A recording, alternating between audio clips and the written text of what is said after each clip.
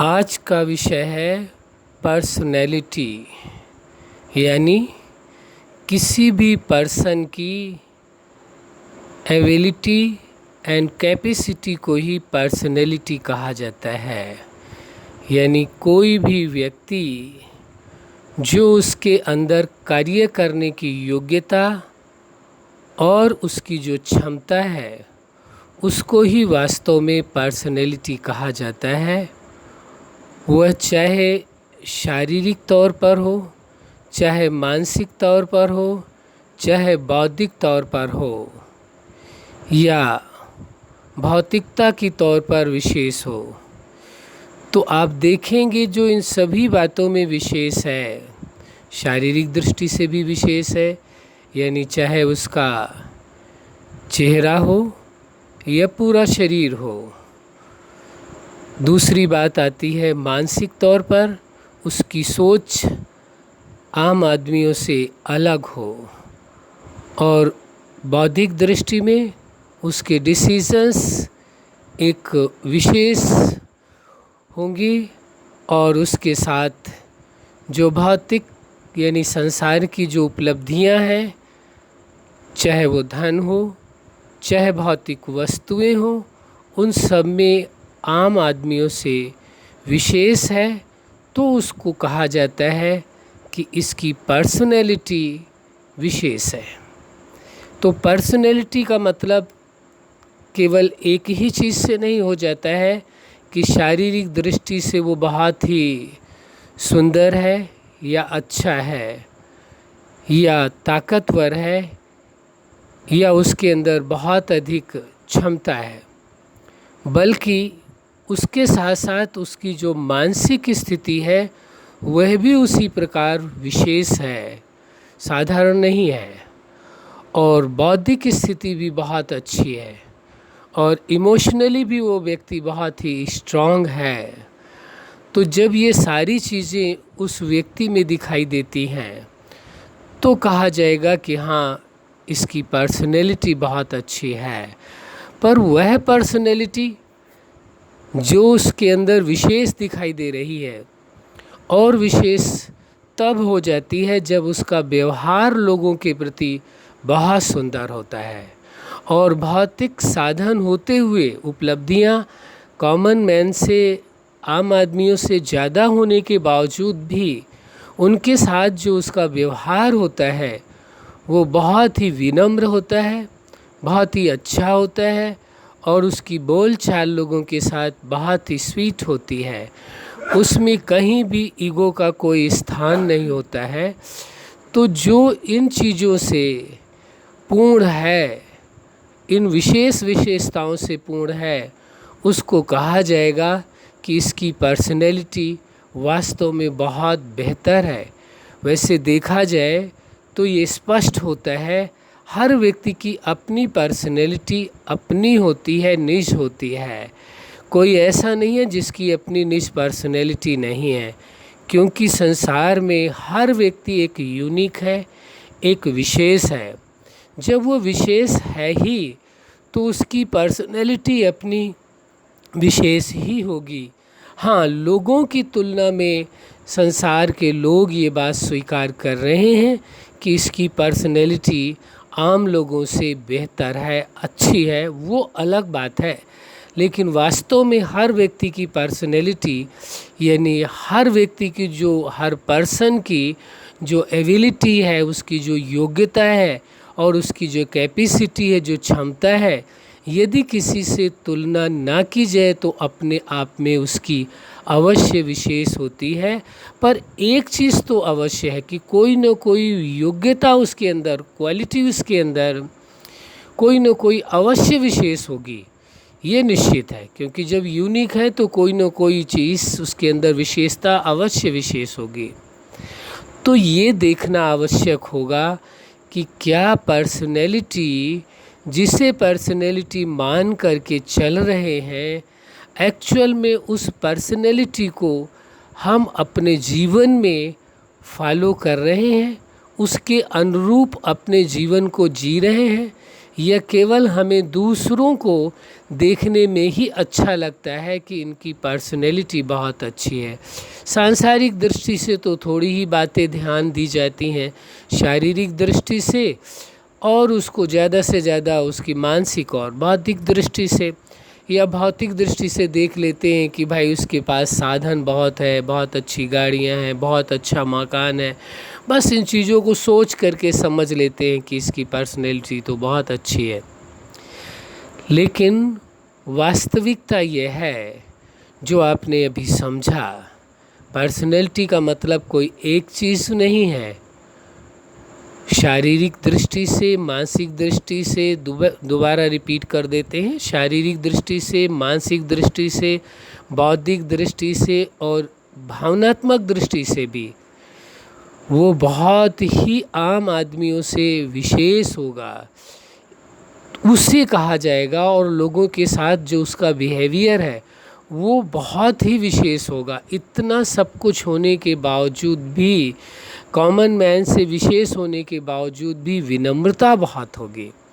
वो एक दूसरे के साथ मिलनसार होगा, तो कहेंगे इसकी पर्सनैलिटी बहुत बेहतर है। ये बात समझ लेना परम आवश्यक है। अब ये आप देखेंगे पर्सनैलिटी में भी दो और पर्सनैलिटी हैं, वो भी समझ लेना आवश्यक है।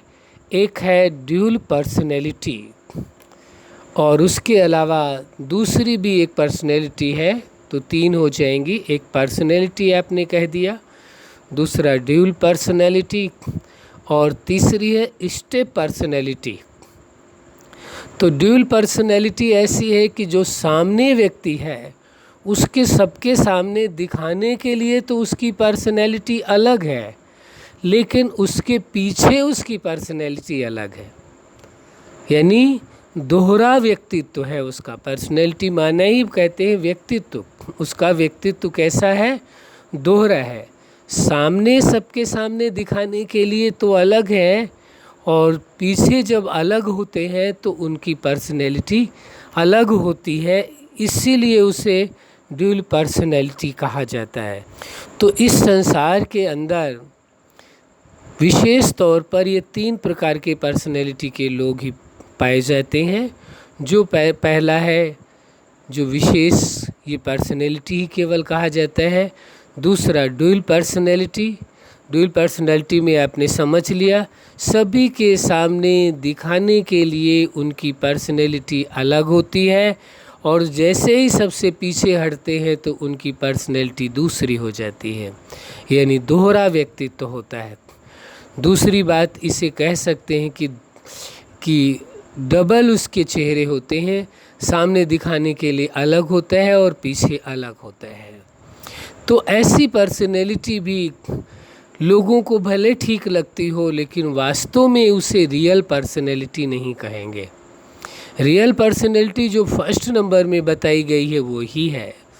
बाकी ड्यूल पर्सनैलिटी के भी बहुत लोग समाज में पाए जाते हैं, लेकिन एक बात ध्यान में रहे, हम किसी के ऊपर पर्सनल एलिगेशन नहीं लगाते, न किसी को किसी प्रकार का चैलेंज करते हैं।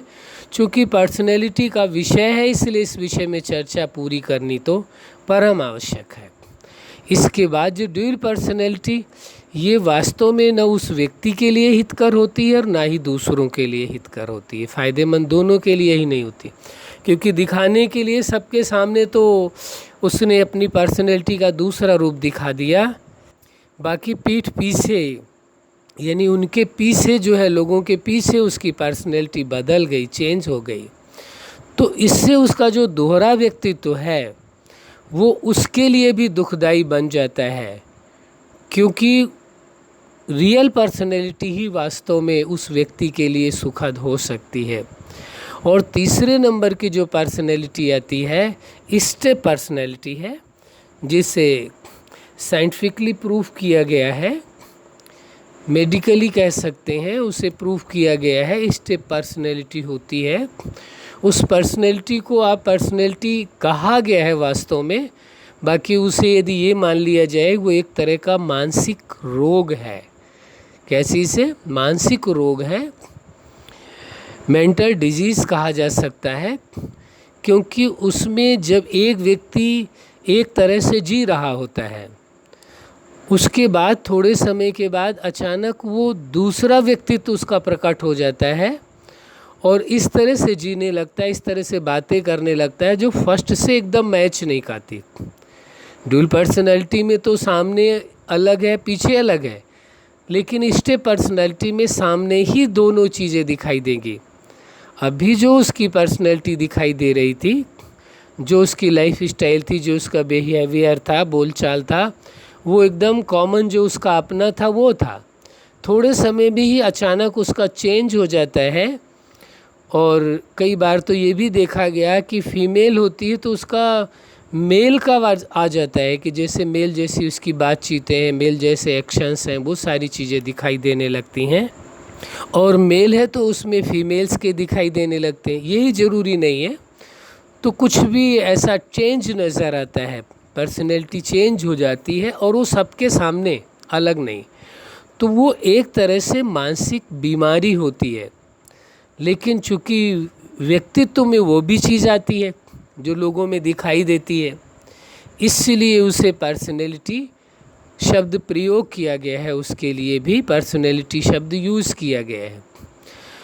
तो तीनों प्रकार की पर्सनैलिटी है। पहले को आप रियल पर्सनैलिटी कर सकते हैं, दूसरे को ड्यूल पर्सनैलिटी कर सकते हैं और तीसरे को स्टेप पर्सनैलिटी कह सकते हैं। जो तीसरी पर्सनैलिटी है, ऐसे लोग सोसाइटी के अंदर होते हैं, लेकिन वो बीमार होते हैं मानसिक तौर पर और वो इस बात को स्वीकार नहीं कर पाते हैं कि मैं कोई बीमार हूँ। उन्हें कभी ऐसा महसूस होने लगता है कोई अलग तरह की पावर हमारे अंदर आती है, वो ये महसूस करने लगते हैं। एक्चुअल में वो एक बीमारी होती है और यदि उसका इलाज कराया जाए तो वो ठीक हो सकते हैं, ऐसी पूरी संभावना है यदि लग करके वो इलाज कराते हैं। मेडिकल साइंस का ये मानना है, ये मेडिकल साइंस की मान्यता है जो बात हम आपके साथ कर रहे हैं, ये स्टेप पर्सनैलिटी। इसलिए ये बात अच्छी तरह से समझ लेना है और देखना है कि आपके अंदर यानी कौन सी पर्सनैलिटी है और किस पर्सनैलिटी में आप जी रहे हैं। रियल पर्सनैलिटी है, ड्यूल पर्सनैलिटी है या स्टेप पर्सनैलिटी है। यदि ड्यूल पर्सनैलिटी या स्टेप पर्सनैलिटी है तो उसे धीरे धीरे करके आप रियल पर्सनैलिटी में कन्वर्ट कर सकते हैं, चेंज कर सकते हैं, रियल पर्सनैलिटी आप बना सकते हैं। आपको कोई रोक नहीं सकता है, ये निश्चित है।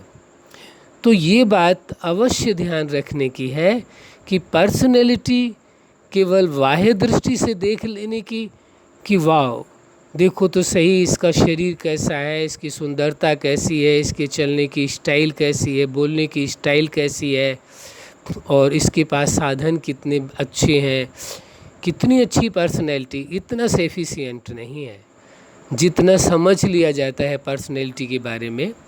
इसलिए पुनः कुछ शब्दों में हम रिपीट कर देना चाहेंगे रियल पर्सनैलिटी के बारे में कि शारीरिक दृष्टि से चाहे ऐसा हो सकता है कि वह व्यक्ति और लोगों की अपेक्षा थोड़ा देखने में कम सुंदर हो, ऐसी संभावना है, लेकिन वास्तव में उसके जो विचार हैं, उसके जो बोल हैं, उसकी जो भावनाएं हैं, उसके जो निर्णय हैं और जो बोलने की और चलने की उसकी स्टाइल है, लाइफ स्टाइल है, जो लोगों के साथ बात करने की जो इसकी स्टाइल है, वो बहुत ही बेहतर है और लोगों से वो हर व्यक्ति से वो जुड़ने की क्षमता रखते हैं, हर व्यक्ति से जुड़ जाते हैं, कनेक्ट हो जाते हैं और लोगों का एक तरह से दिल जीत लेते हैं। उनके साथ ऐसी बातें करते हैं जो उनका वो दिल जीत लेते हैं। तो वो पर्सनैलिटी एक्चुअल में रियल पर्सनैलिटी मानी जाएगी, जिससे सोसाइटी को उनसे कुछ बेनिफिट मिलता है, बहुत ही फ़ायदे होते हैं। जो लोग उनके टच में आते हैं, कोई उन प्रॉब्लम से लेकर के आते हैं, चाहे वो पारिवारिक समस्याएं हों, चाहे वो मेंटली किसी प्रकार की उनको डिस्टर्बेंस हो रही है, मानसिक परेशानी किसी प्रकार की, चाहे उनके सामने कोई आर्थिक परेशानी है, जहाँ तक वो अधिक से अधिक समाधान कर सकते हैं, अधिक से अधिक सपोर्ट कर सकते हैं, करते हैं ऐसे लोग। इसीलिए उनको कहा जाता है कि उनकी पर्सनैलिटी और लोगों की अपेक्षा विशेष है, रियल पर्सनैलिटी के लोग हैं ये। तो उसमें आपने समझ लिया है कि व्यक्ति की योग्यता और उसकी क्षमता, दोनों चीज़ें, योग्यता भी उसकी और क्षमता भी, और लोगों के साथ, क्षमता में सारी चीज़ें आ गई, लोगों के साथ जुड़ने की क्षमता है, निर्णय लेने की क्षमता है, कार्य करने की क्षमता है, ये सारी चीज़ें आम लोगों से विशेष है। इसीलिए उसके अंदर वो विशेष यानी वो रियल पर्सनैलिटी वाला व्यक्तित्व माना जाता है, व्यक्ति माना जाता है। अब आप चाहें तो अपनी पर्सनैलिटी को उतना अच्छा बना सकते हैं जितना आप चाहते हैं। कितना अच्छा बना सकते हैं? जितना आप चाहते हैं। ये क्षमता हर व्यक्ति के अंदर होती है। और पीछे भी हमने पूर्व में इसी विषय में बोला हुआ है कि सबकी पर्सनैलिटी अपनी डिफरेंट है, अलग अलग है, लेकिन सब में आपकी विशेष पर्सनैलिटी दिखाई दे, उसके लिए आप जैसा चाहें अपनी पर्सनैलिटी को वैसा बना सकते हैं। थोड़ा सा आपको इरादा बनाने की ज़रूरत है, और पर्सनैलिटी को रियल पर्सनैलिटी में कन्वर्ट करने के लिए बस छोटा सा इरादा चाहिए। क्या चाहिए? आपका एक इरादा चाहिए, और ये सोच लेना है अच्छी तरह से, और एक्सेप्ट कर लेना है कि मेरी तो रियल पर्सनैलिटी है, और ये सोच करके रियल पर्सनैलिटी के अकॉर्डिंग ही आपको लोगों के साथ बातचीत करनी है, कार्य करना है, सब कुछ उसके अकॉर्डिंग करना प्रारंभ कर देना है। ये हम जानते हैं शुरुआत में पूरी तरह से करने में थोड़ी मुश्किलें आएंगी, थोड़ा सा प्रयास करेंगे, मुश्किल शब्द ना प्रयोग करें तो अच्छा होगा, केवल प्रयास करना पड़ेगा थोड़ा सा, और प्रयास के बाद आपकी जो पर्सनैलिटी है उसमें इतना इम्प्रूवमेंट आएगा कि वह पर्सनैलिटी सबके बीच में एक रियल पर्सनैलिटी के रूप में उभर करके आ जाएगी। ये आप पर ही निर्भर करता है। अच्छा, आप अपने जीवन में सफलता के शिखर तक पहुँचें और रियल पर्सनैलिटी को प्राप्त करके अन्य लोगों को भी उनके जीवन में खुशियाँ प्रदान करें, यही हमारी हार्दिक शुभकामना है। सदा खुश रहें, मुस्कुराते रहें। धन्यवाद।